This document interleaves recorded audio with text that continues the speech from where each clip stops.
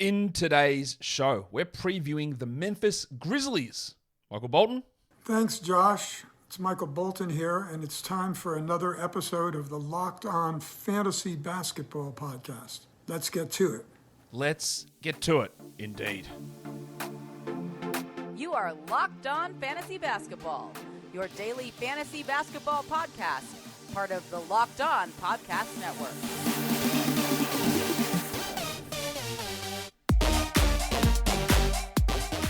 Hello and welcome to the Locked On Fantasy Basketball Podcast, brought to you by Basketball Monster. My name is Josh Lloyd and I am the lead fantasy analyst at basketballmonster.com and at Yahoo Sports Australia. And you can find me on Twitter as always at redrock_Beeble and on Instagram at Locked On Fantasy Basketball. Today's episode is brought to you by BetOnline. BetOnline has you covered this season with more props, odds, and lines than ever before. BetOnline is where the game starts. Thank you for making Locked On Fantasy Basketball your first listen every day. We are free and available on all platforms. Earlier today, I did a Dynasty mock draft video. It's a long one. Video, show, audio, whatever. You can find it on both platforms. 12-team, 20-round Dynasty mock draft. So you can go check that out. Now, today, we're going to be talking about the Memphis Grizzlies. So, Warnie? Let's get it on, Gilly. All right, so let's bring in a new host who will be joining the Locked On Grizzlies show very, very soon, because we unfortunately had to say goodbye to Sean Coleman, who's a favorite here and a favorite across the Locked On network. But this guy is definitely going to be able to fill those shoes really, really easily. Joe Mullinax is here to talk Memphis Grizzlies with me. Joe, hello, how are you? I'm doing great. Thanks for having me. I'm excited. And I agree. I'm a big Sean Coleman fan myself. He's a fantastic guy, and he did remarkable work with Locked On. He worked with me over at grizzlybearblues.com, which was or is the SB Nation site for the Memphis Grizzlies. I was the site manager there for 5 years, and Sean worked on my staff, and he's amazing. And I know he loved Locked On. I know that he's moving on to different ways of distributing his time. So I have all sorts of free time now because I'm not running that blog anymore. So it just kind of naturally fit. Look, people have to look at my face more, but other than that, things are going well for people if they like my Grizzlies takes, I suppose. You may have seen Joe stuff around the internet for a long time at Grizzly Bear Blues, and he's constantly tweeting about the Grizzlies, so he's going to have plenty of information for us here on this Memphis team. And we're going to start off all of these shows, Joe, just by going through what happened with this team in the offseason, the comings and goings of the squad. And there's quite a bit of change here, just a bunch of new rookies coming in. Jake LaRavia, David Roddy, Kennedy Chandler, Vince Williams Jr., Kenny Lofton Jr. on a two-way. Danny Green is still somehow on this roster, although we don't expect him to play, and they still need to make a roster cut. Do you think they're going to buy Green out, or they're just going to waive him, or they're going to trade him? Because someone needs to go off this roster still. Maybe. I think the answer is maybe. I do believe that they see some value in him if it comes to a postseason and having a veteran presence. Maybe he doesn't play a ton, but just having, Danny Green has played a lot of important basketball in his career, and he would benefit a team that somehow got younger in the offseason. As you mentioned, Melton and Anderson are no longer part of the roster. And while they were back-end rotation guys, the top 8 for Memphis, at least in terms of their long-term planning, still is in place. A lot of what the Grizzlies did offensively was built around transition defense, right? Creating opportunities off of steals and blocks, getting out on the run, giving Ja Morant and others chances to score the basketball in the transition game. The fact that those guys are gone, it's going to make this team really interesting to watch. I think that Danny Green is the easiest one.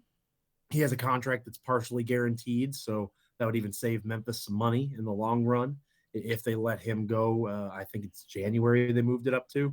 Obviously, they need to make a decision before that. But the good news is Vince Williams Jr. and Kenny Lofton Jr. are on two-way contracts, so those guys will be spending most of their time or a majority of their time with the Memphis Hustle anyway. The ones that are really going to be the key parts of what you replace, in air quotes, Kyle Anderson and DeAnthony Melton with are LaRavia and Roddy. And I do think that those two are the ones to watch as we approach the season, not just in terms of filling rotation roles, but who eventually starts with Jaren Jackson Jr., most folks assume, missing the start of the season at least due to his foot injury. Yeah, we've got some interesting things coming up with that. As you mentioned, just to round it out, D'Anthony Melton is gone, Kyle Anderson's gone, as is Jarrett Culver, Eve Pons, and Tyrell Terry. Not that those last three matter at all, but the other two were key bench pieces on a team that had a really strong bench. And now you've mentioned it already, so let's get into it. Let's talk injuries. Jaren Jackson has a issue with his foot, surgery on a foot due to a stress fracture.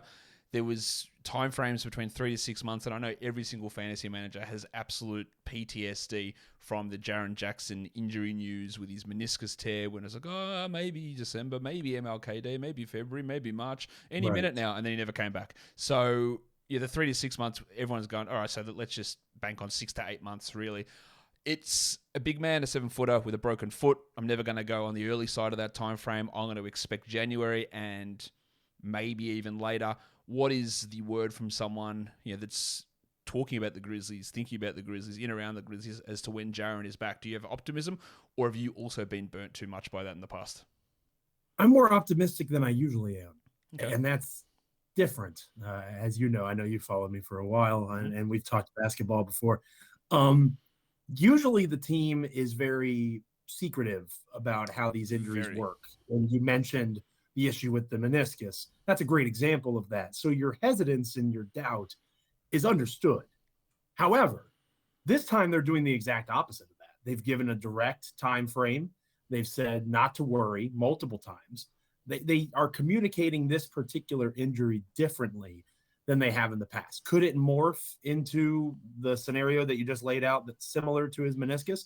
Absolutely. I think that your skepticism is warranted, but it is important to note that this is a bit different than the meniscus in terms of their lines of communication. They've been more direct and more specific about this than they normally are. Well, let me throw this out at you then in regard to that. They did throw that timeline out there, but why? Why would be different with this one? When Ja Morant hurt his knee multiple times last season, it's a knee sprain. Oh, what kind of sprain? It doesn't matter. We're not going to tell you. Mike Conley a few years ago, Achilles soreness. What is it? Don't worry about it. We'll figure it out later. Jaren Jackson, meniscus? Yeah, sure, maybe sometime he'll be back. Like, what's the difference here? When every other incidence of injury, they're just like, we'll figure it out later on, guys. We'll find out when we do. Don't worry, we'll let you know. And they've never told us anything about any injury with any player ever, apart from this one. Why is it different? The specifics of it.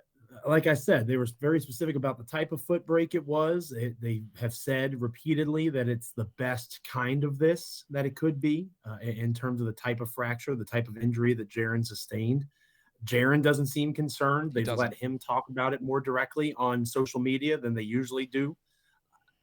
He did an Instagram Live where he just insisted that his foot was fine. I would not expect him to be there for the start. Given the way that the team has communicated this, if he doesn't play before 2023, I would be surprised. I am thinking he's out for the first month of the season, mid to late October through November, and then they start trying to integrate him early December. That would be my prediction for your fantasy listeners out there. Well, I don't see this being a long-term issue.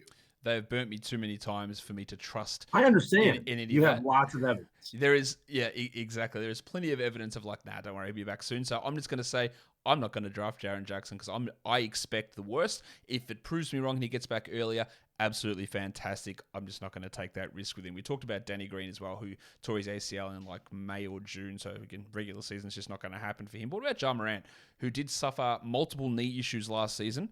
He missed that time, I think, around Christmas, where it was, again, they didn't tell us what the injury was, and he came back and then missed time during the playoffs. He's had issues with his back in the past as well. Is there any concern about those multiple knee injuries from last season? Because whenever I bring it up, I go, hey, Ja Morant's getting injured a lot here. A lot of Grizzlies people jump down my throats. Oh, they're all unrelated. It's got nothing to do with each other. There's absolutely no risk for the future. Right. How do you view that, the multiple knee injuries, the multiple impact type injuries that Ja has sustained? I would say don't listen to what's being said. Look at what the team is doing. Okay. Like signing Tyus Jones to a 2-year, $30 million contract to be the backup point guard. When you say that out loud, it sounds, in my opinion, foolish.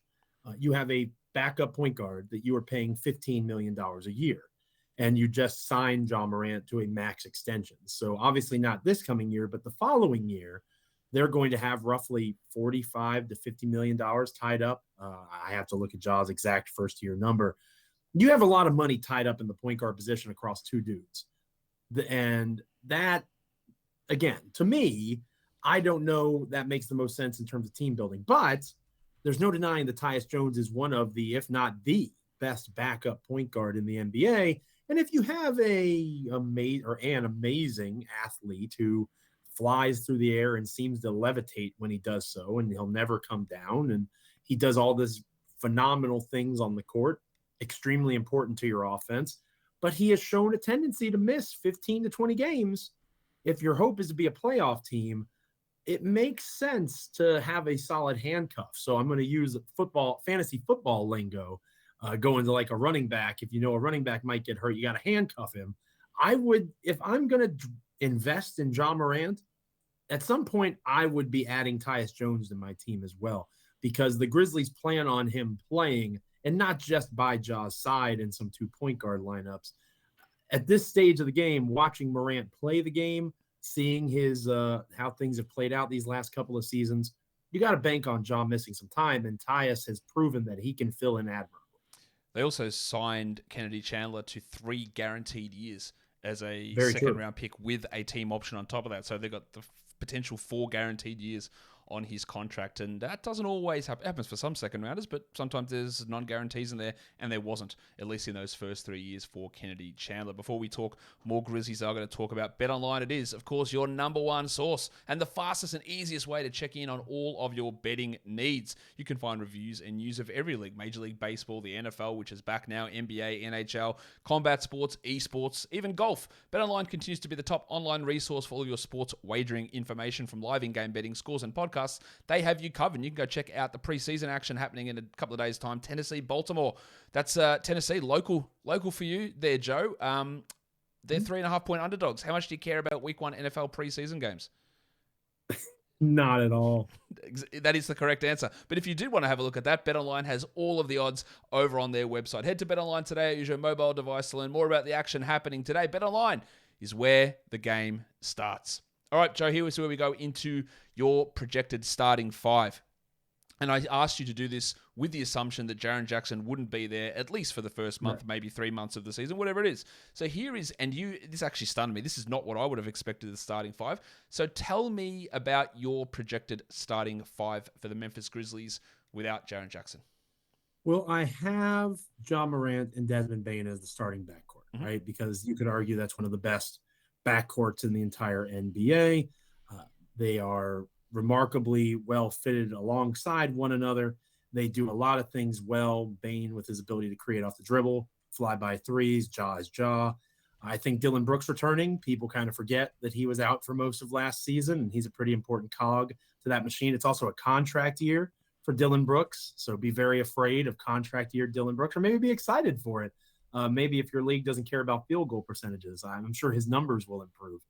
And then I have, as the guy replacing Jaren Jackson Jr., the rookie, Jake LaRavia. Now, the reason I have that selection, and I have him as that guy who's going to be the guy to replace Jaren, is because he's the one who most closely mimics what matters most in terms of Jaren's offensive game. Defensively, LaRavia is kind of like the Kyle Anderson replacement, but he's probably not as sound defensively on that end yet, right? He's a 6'9", 230-pound combo forward. What he is going to be able to do is shoot the three.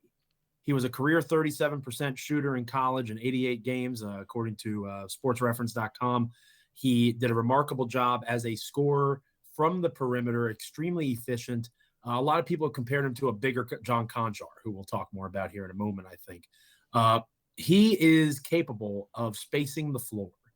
And when you look at, I'm guessing you would have assumed Brandon Clark would have been that starter.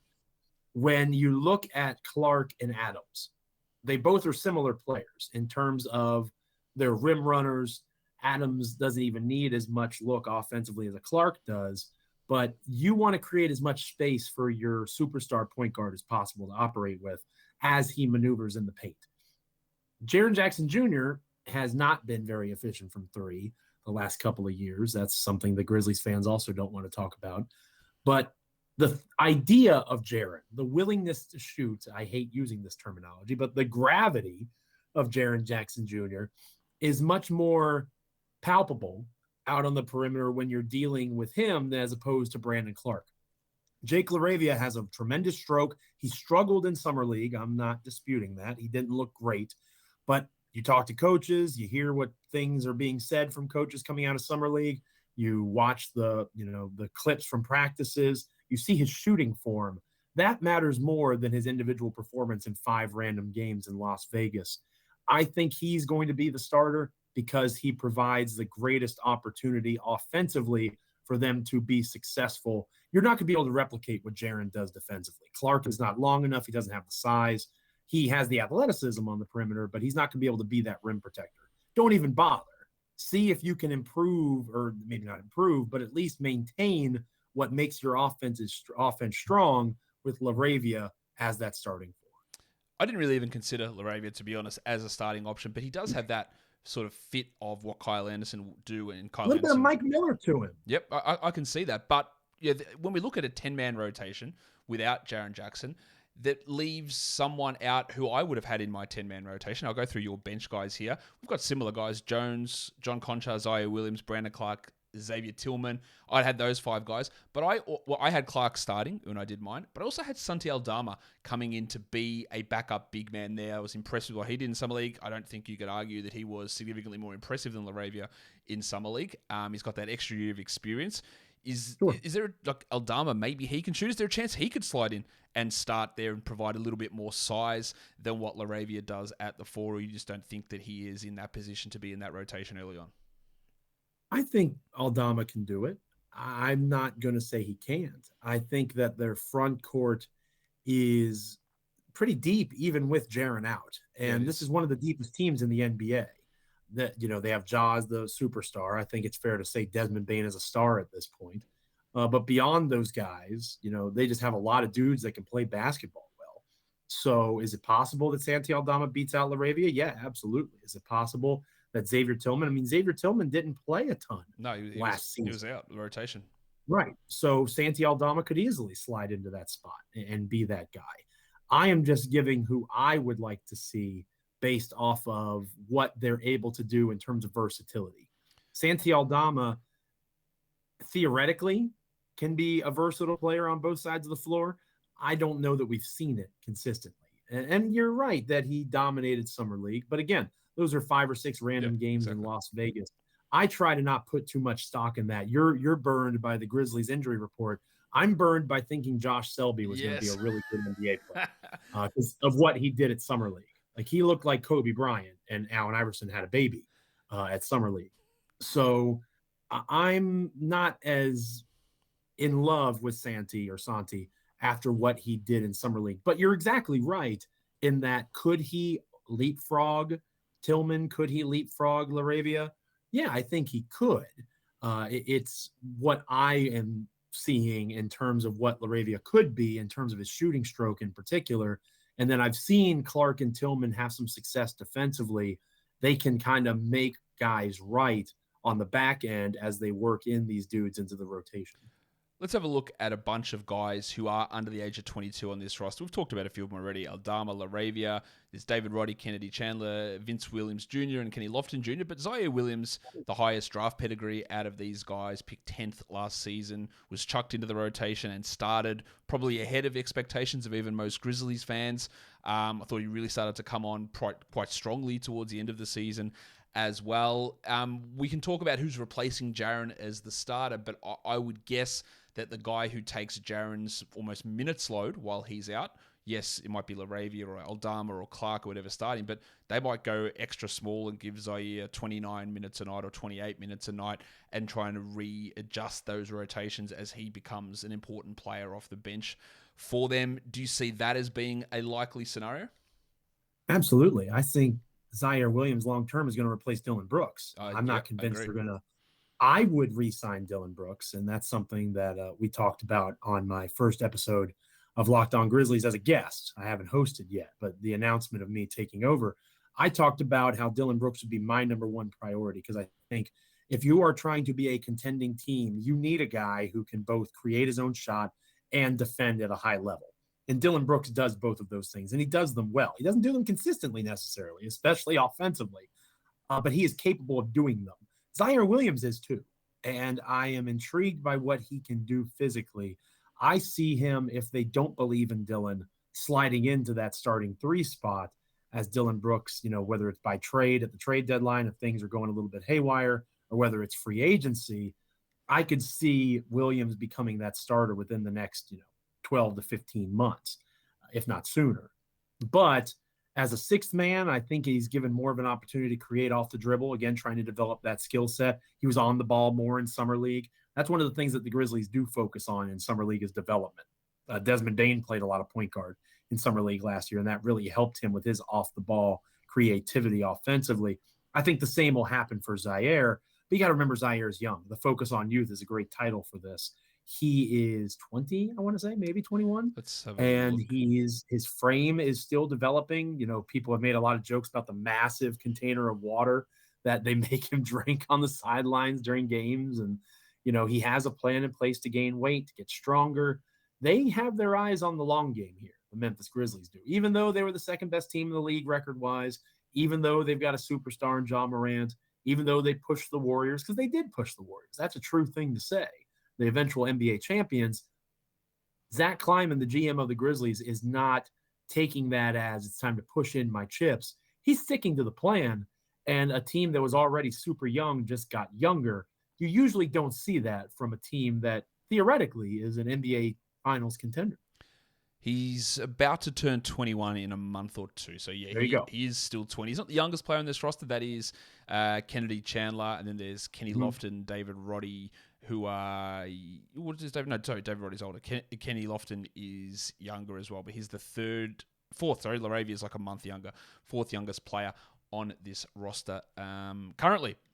All right, Joe, who is a breakout candidate on this team? Zaire Williams. I think Zaire Williams, we just talked about him a little bit. He's going to get a lot of opportunity. Even when Jaren returns, I think he's going to be the guy that's that 6th man. You said 29 minutes a night. That might be a little high. 26-ish. Again, you're kind of, robbing Peter to pay Paul, so to speak, in terms of where those minutes are going. But they clearly value Zaire. I don't know that they would have done what they did last year in terms of throwing. He was guarding Steph Curry in the regular season and in the playoffs. He was a key cog of that rotation, especially when Dillon Brooks was out. I don't know that they don't make that investment and then say, I'm going to push him to the side. I think he's going to get a lot of opportunity. I think Desmond Bane's usage is going to go up. I think John Konchar's usage is going to go up, and he is an interesting test. That's the heat check of this Grizzlies system. John Konchar has a pretty low usage rate, but pretty impressive shooting splits if you look at his numbers. He's one of the lowest usage guys in the NBA, I'm pretty sure. Yeah, you're exactly right. Even lower than Steven Adams, I believe, who is another low usage guy, obviously. His usage was 9.9 last season. It's you look at the shooting percentages, and I think they're projecting that if you take away DeAnthony Melton's heat check shooting and you replace it with Konchar taking 2 more shots a game at that percentage, you could see sneaky 3-pointers per game added with a late, draft pick at John Konchar, depending on how many teams are in a league. I think Zaire Williams is the biggest guy. Bane will probably take another leap, like I said. But in terms of productivity, in terms of opportunity, it's probably Zaire Williams. Williams has not only the absence of Jaren Jackson to help, there's the absence of Kyle Anderson because he's complacent with 3, and there's the absence of DeAnthony Melton because they're trialing him out as a 1 and a 2. So he can get a ton more minutes, and Concha is another guy who's probably going to get some extra minutes. But on the other side of the coin, Joe, who is a regression candidate on this team? Hurts my heart to say this. Oh, here we go. I think it could be Steven Adams. Steven Adams fit exactly and still fits exactly what this Grizzlies team needs in terms of bringing a lot of what Jonas Valanciunas does well without the high usage offensively.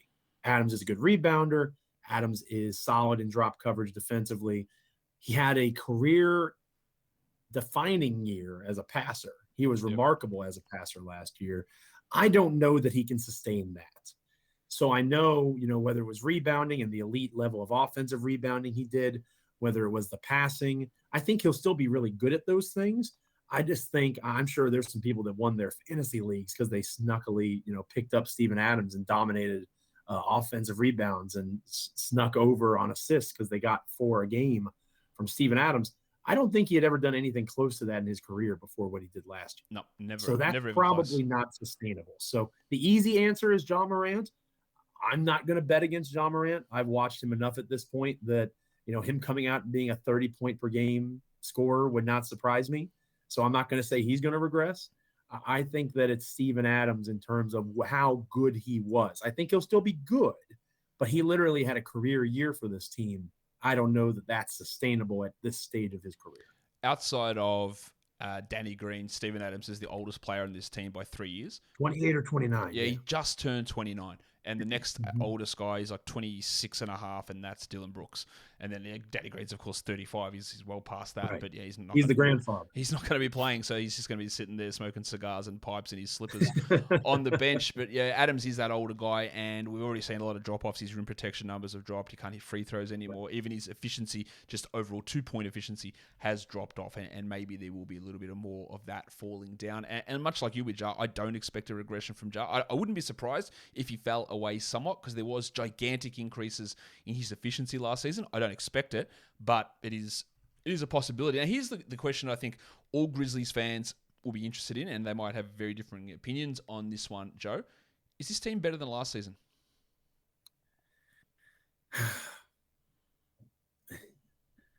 It's a loaded question because I think there's multiple layers to it. Are they better than the 56 and 26 2 seed of the 2021-2022 NBA season? No, they're not. Could you make the argument they were always going to be worse because they weren't supposed to be that good in the first place? Yes, I think you can. I think they were always going to regress. The Clippers are going to be better.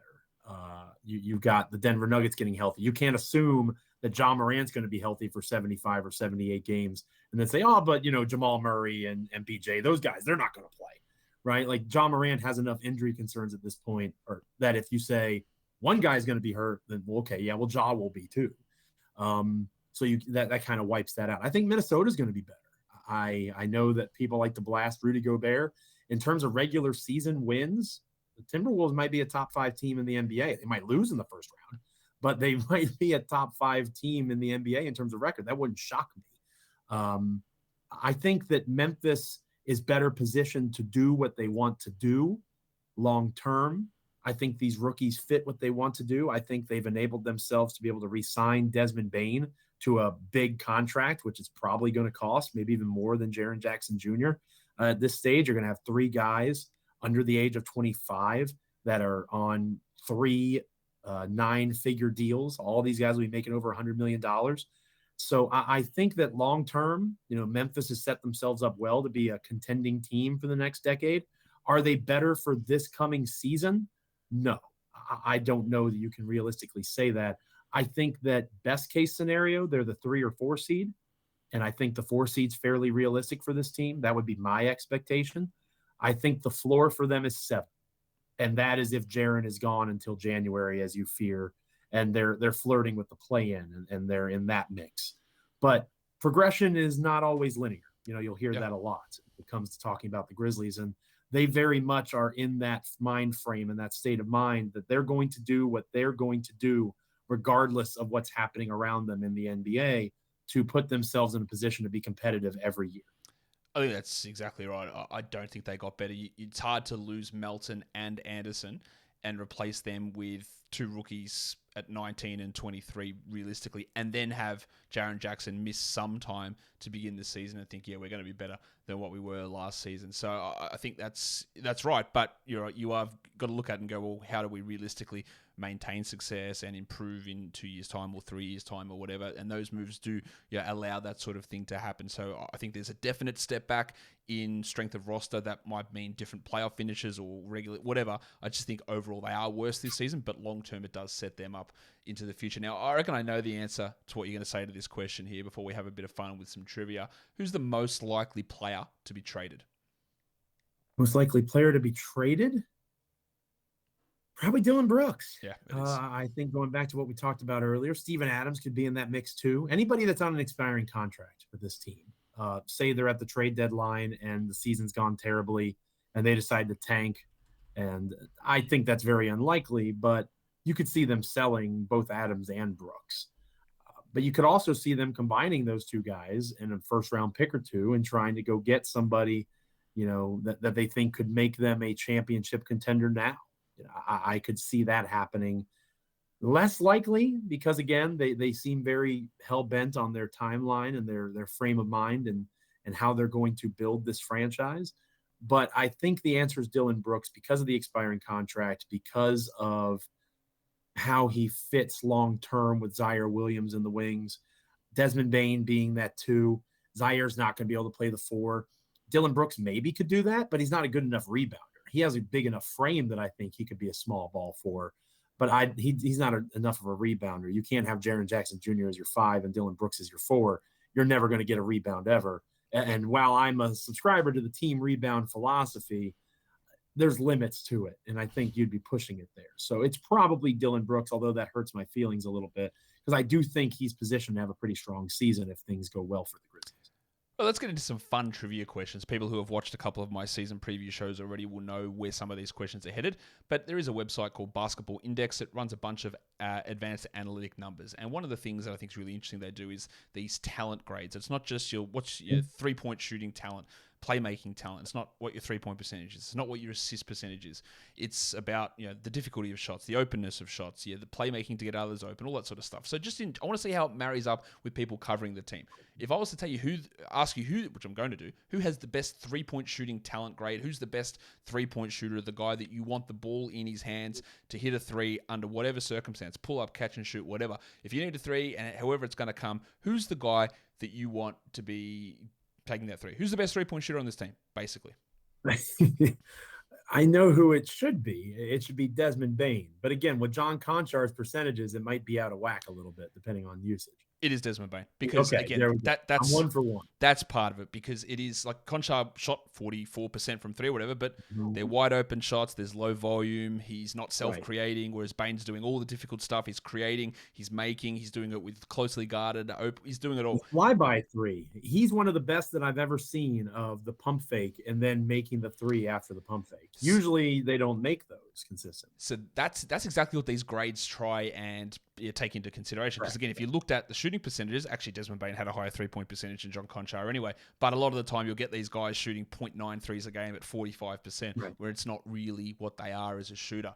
And playmaking similarly. It's not just about can you Rajon Rondo your way to 11 assists per game? Are you someone who's getting guys open, who's creating gravity, who's opening up the offense through their own ability to find other players, find them in the right spots, potential assists that are there and they just miss the shot? So who is the guy that has the highest playmaking talent based on what happened last season? Who would have had that highest grade on this team? Am I allowed to ask a question? Yep, go ahead. Take assist to turnover ratio into mind. Let me read the description of this grade they give. Because again, this should be Ja Morant, but if it was Tyus Jones, depending on how they grade it wouldn't stun me. It's analyzing their playmaking for teammates through their ratings in passing creation volume, pass creation quality, passing versatility, passing efficiency, and scoring gravity, measuring capability and volume. It is designed as a context neutral, enabling values more accurately capturing true playmaking talent and resulting in stability from year to year, even with players changing teams. So I would lean towards telling you I wouldn't worry too much about the turnovers. Okay. Then it's Ja Morant. It is obviously Ja Morant. Yes, it is. But Tyus Jones is one of I'm overthinking these a little bit. Yeah, he's one of that's what happens. You think about John Conchar when Desmond Bane's on your team. That's what happens when you throw too long. Tyus Jones and Monty Morris have got two of the best assisted turnover ratios in NBA history consistently, but it's not that they're making the sort of passes that Ja is making, and opening up everything for his team with gravity. People aren't entire defense is collapsed. Yeah, we've really got to focus in on Tyus Jones here because he's going to pick us apart. No, we need to really see what Ja's doing because he can open it up for everyone. He can score himself. He can get people into the right positions. And similarly, don't overthink this last one. It's finishing talent. Who's the best finisher at the rim? It's not Steven Adams because he gets 60% through dunks. It's about drives. It's Ja Morant. Yeah, thank you very much. It is Ja Morant. So, hey, there you go. Bang on. These talent grades, maybe 3 for 3. Maybe they're making a little bit of sense. Now, this next one, if you get this one exactly, I'm going to call into question some of the, some rigged nature of this question. How many minutes did Ja Morant, Dillon Brooks, and Desmond Bane play together in the regular season? Oh, this is like 15. It's not quite 15 to 20. It's not quite 50. It's actually 152 minutes, which is dang. It's not much. These guys, not Brooks. Oh, I'm thinking about combining it with Jaren. That's the one that's in my head. I'm sure that's pretty low as well. These guys barely played. That's like the equivalent of like 5 or 7 games in total, really, for these guys playing together. And when they played, one of these players had a very, very low usage. And it was not the guy that you would hope it to be. Desmond Bane had like an 18% usage in this time, whereas Morant was at 28 and Brooks was at 26. So when people, and you said it before, I think Bane's going to have a big breakout. I really worry about what Dillon Brooks is going to do, how out of control he's going to be playing in these lineups, because Bane did so much of his damage without either Brooks or Morant there. And we've seen it over the 2 years in Bane's career that when those two guys are on the court with him, whether he takes a back seat or Dillon Brooks doesn't allow him to take a front seat, that his usage falls way off. And I'm a little bit worried that might happen. Is there any hope that Dillon Brooks says, oh, actually, I'm not a very good shooter and I'm really inefficient and there are other guys here who should have the ball, let me give it to them? Or is he going to do Dillon Brooks things? I think it's a combination. He's going to do Dillon Brooks things. He's a former Oregon Duck, and if a duck if he quacks like a duck, walks like a duck, he's a duck. But at the same time, I think that Taylor Jenkins, is the head coach of the Grizzlies, has shown a willingness to play with his rotations. I think you could very easily see either Desmond Bane be an early sub, and then he comes in and helps run the second unit, and that would help him with his usage against reserves. Or it could be the alternate, and Dillon Brooks is an early sub, and then it's Dillon Brooks and 4 reserves, and Dillon Brooks just goes and goes ham on everyone as the sixth man that he always, many of us have always wanted him to be. But his psyche and his confidence maybe won't allow it at this stage, understandably. So he's been asked to be a lot for the Grizzlies for a long time now. So him expecting to be a lot for the Grizzlies is probably fair at this stage. I think that the way that the minutes can be distributed can weaken that a little bit. But at some point, Dillon Brooks is going to shoot the basketball because that's what he does. Yeah, looking forward to Dillon Brooks playing with a bench unit for a 39% true shooting season incoming when that happens. I didn't say it was going to go well. I just said that might be a way that they try to do it. Joe, thank you for coming on and chatting about the Memphis Grizzlies with me. Of course, tell people where they can find you over on the old Twitter, and then you'll be making your appearance on Locked On Grizzlies coming up really soon. Yes, in the next few days, hopefully. You can follow me on Twitter at Joe Mullinax. I'm very excited to be joining DeMichael Cole, who writes for the Commercial Appeal there in Memphis. He's the boots on the ground guy, the beat writer, following them every day. I'm the one that yells on Twitter, and I write for the Step Back over at Fansided on the NBA side. Always looking for more writing stuff.